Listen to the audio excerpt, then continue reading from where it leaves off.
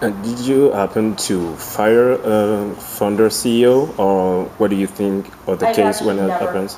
I've never fired And what do any you think of founders. the case when it happens in other firms or with other companies?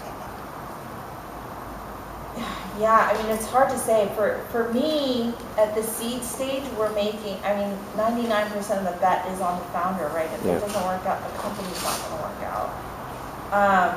Because, again, that person or that set of people are the ones who have the unique market insight with the authenticity about them. So if that's the way I make my bets, if the founder is not going to work, it's probably, we're shutting down the business. We're not firing the founder and trying to hire someone into that position. That might happen later down the line where, you know, it's super tanker cruise control kind of business and you're discovering that, you know, this person is not operating it correctly and maybe they have to step aside, but usually you see it happen more in a step aside kind of way. I've never, in our entire portfolio of companies, I haven't seen someone get truly kicked out of a company. Yeah. Okay. So could you tell us a little bit more about what like a day in your life is like with the VCs? Yeah, And I mean, it's not, there's no sort of same, there's no sort of rhythm to my day, but a lot of times, so I'm getting in, so I sort of have a weird schedule. I like to get up really early in the morning, and this is sort of pre-pregnancy. Pregnancy sort of really created weird hormonal things, but before I got pregnant, I would wake up at 4:30 in the morning, and I would answer emails for about 2 hours, and then my kids wake up somewhere around 6:30 to 7, and our nanny comes at 8, and so it's sort of mad rush. We're like, you know, getting kids dressed and fed. I'm out of the house probably between 8 and 8:30. Get into the office, and usually it's a combination of either new deals or a meeting with sort of business contacts. It might be a corp dev person or at a larger company, or a biz dev person at a larger company, or a talent that we're thinking of hiring or that has come loose that's looking at portfolio companies to go work at. So I'll have those meetings sort of back to back to back. And then I will have probably 1 to 2 board meetings a week. And so those usually happen on site.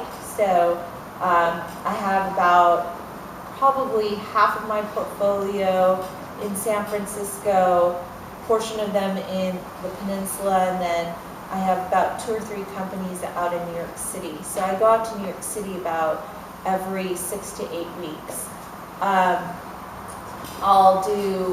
So I'm like coming into San Francisco for some things. We help out with PR and legal and HR kind of issues with some of our portfolio companies. So I'm also trying to figure out the ecosystem of the venture, this really early stage venture world. So I actually, you know, we have legal representation with Silicon Legal, and I think they're probably the best when it comes to startup legal work. I'm always looking and interviewing recruiters, contingency recruiters for engineering talent. And then probably, you know, I have 2 or 3 interviews with that kind of talent. And so, you know, today my day was, got in at 8:30. I had an hour of email to do. I had 2 deal meetings. One person who's looking at positions as a product manager.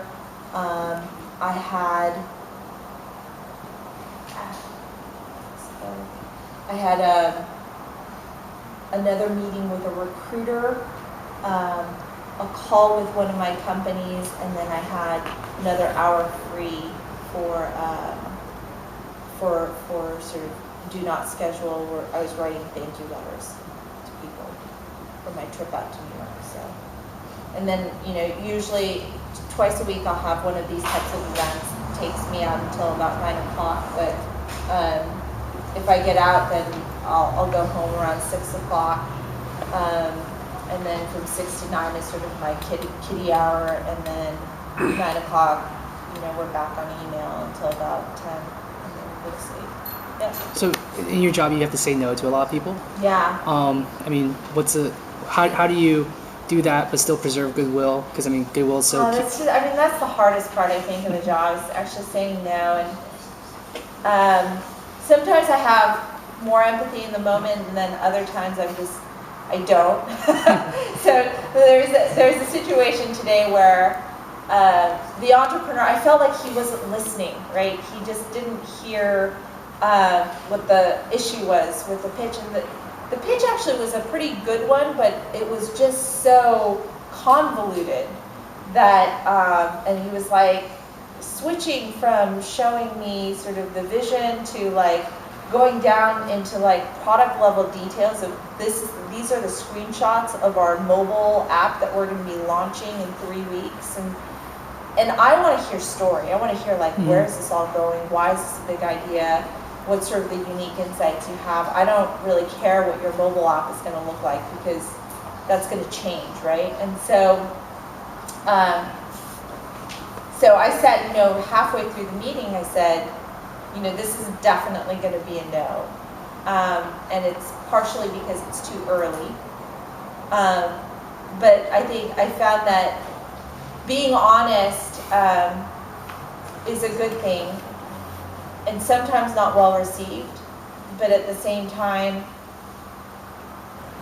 I think it's more helpful to say no than to say,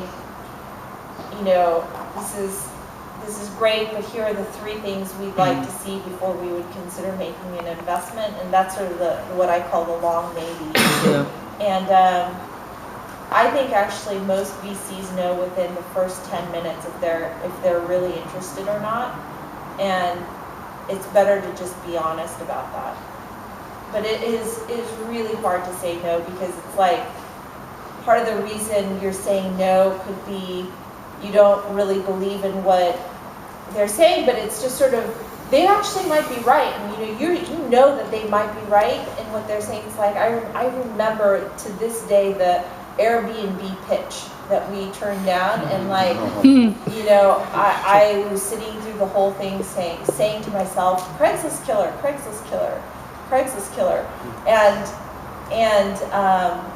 we turned it down, and they were right. They were right about a lot of these things that I just didn't believe, and I know that's the case. For a lot of these businesses that I turned down, I'm wrong. But it could be that, I just don't believe in that moment, and if I don't believe it, I'm still not a good fit for you as an investor. Even if you're right, I'm not a good fit because I don't believe, right? And then number 2, if I'm not passionate about the product or the product area, that's probably going to be a problem. Like ad optimization, I'm horrible at. I get a lot of business plans and not ad optimization because I have an operations research PhD, but I just don't feel interested in that, and I completely disengage when it's that kind of product. There's a lot of reasons for why I would say no, and the hard part is when it's in this sort of gray area where I know that some of your hypotheses might be right, and I'm just making a quick gut call on whether or not I believe it or not. And it's hard for me to say exactly why. And we might get into sort of a standoff mode of, well, I'm right, well, I'm right, and we can never really agree. But so you just have to say no to 99% of the businesses that come through the door. A quick couple. First, if you were sitting there in your head saying Craigslist killer, why did you say no to Airbnb? Because I just thought that there would be like a Craigslist killer situation with Airbnb. Wait, I'm interpreting this as you were like seeing that they were going to be a Craigslist killer. No, okay. And there's in couch surfing, there's the potential for a Craigslist killer situation. Okay, awesome. No, I thought they were awesome guys. I would have said Craigslist killer. Okay, we're on the same page. And my other question was, like with this presentation today, I don't know if you're allowed to share this or whatnot. Like, can you provide us with like any like general details? I think it would be helpful to kind of see like an idea that you were pitched and like how you responded to it. Like one that I funded? Or that, or I mean, the one today, or anything like what maybe like since today you said no, but like I mean it was very I guess like vague, like they said something or they were missing like pieces and they wouldn't listen to you, but like I guess I can't envision right now like what presentation they were making without. Yeah, I mean that's hard to like really describe without like actually describing their business, which I feel like I should do, Okay, right? yeah, that's fine. Yeah. Sorry, just wanted to let you know it's like 8:50 in case you have something to do. If you don't, we obviously are really grateful for your time. Yeah. I mean I could stay. Okay, just wanted to let Yeah. you know. If it's possible, can you talk about how the equity structure is like for the company? The what? The equity structure is like for the first 5 employees for the company so far. For the first 5 to 10 employees?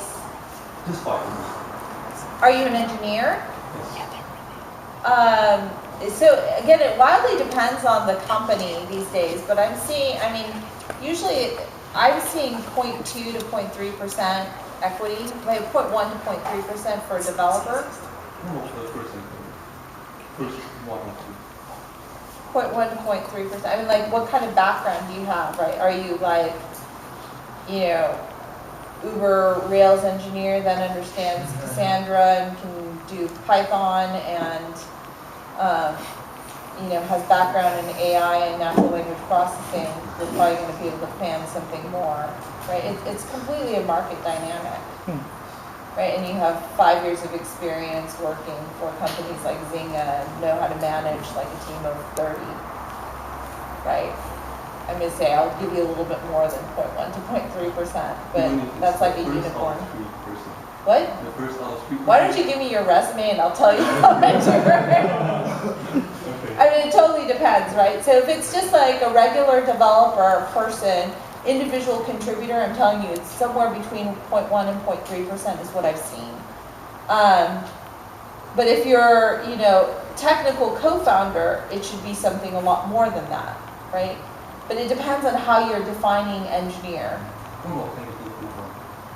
I mean, if you're a co-founder, even it might be like halvesies on the equity before you go, right? Maybe you even demand more. I've seen people sort of come in later after the idea is really formulated and someone sort of coded some stuff up in, I don't know, Belarus, and then now you're like sort of the first technical person coming in, they got 5% of the company.